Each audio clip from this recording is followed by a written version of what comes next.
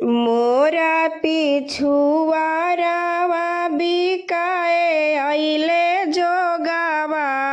मोरा पिछुआरावा बिकाए अइले जोगावा। अरे जोगावा के मोल अनमोल रे लालाना वायर जोगावा के मोल अनमोल रे लालानावा। जोगावा के मोल सुनी हरे करे जावा। जोगावा के मोल सुनी हरे करे जावा। यर के यही जोगावा के लीहे रे लालानावा। यर के यही जोगावा के लीहे रे लालानावा। दुआरा बैठल मोरा पापाजी पूछेले। दुआरा बैठल मोरे पापाजी पूछेले।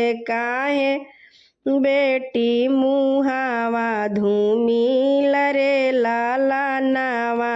रे काहे बेटी मुहावा धूमिल रे लालानावा। मोरा पिछुआरावा बिकाए पापा जोगावा। मोरा पिछुआरावा बिकाए पापा जोगावा। अरे जोगावा के मोल अनमोल रे लालानावा। अरे जोगावा के मोल अनमोल रे लालानावा। हम तोहसे कहिले बेटी हो सुंदर बेटी। हम तोहसे कहिले बेटी हो सुंदर बेटी। जोगावा के जिद छोड़ी देहूँ रे लालानावा। अरे जोगावा के जिद छोड़ी देहूँ रे लालानावा।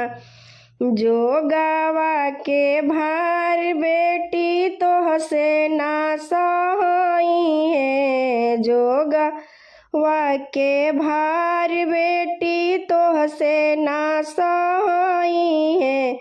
अरे तू बेटी हऊ सुकवार रे लालानावा। अरे तू बेटी हऊ सुकवार रे लालानावा।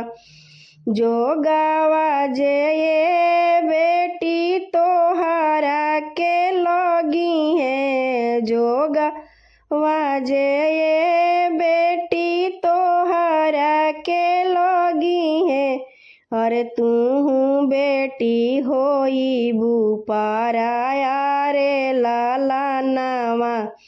अरे तू बेटी होई बुपाराया रे लालानावा। मोरा पिछुआरावा बिकाए अइले जोगावा। मोरा पिछुआरावा बिकाए अइले जोगावा। अरे जोगावा के मोल अनमोल रे लालानावा। अरे जोगावा के मोल अनमोल रे लालानावा।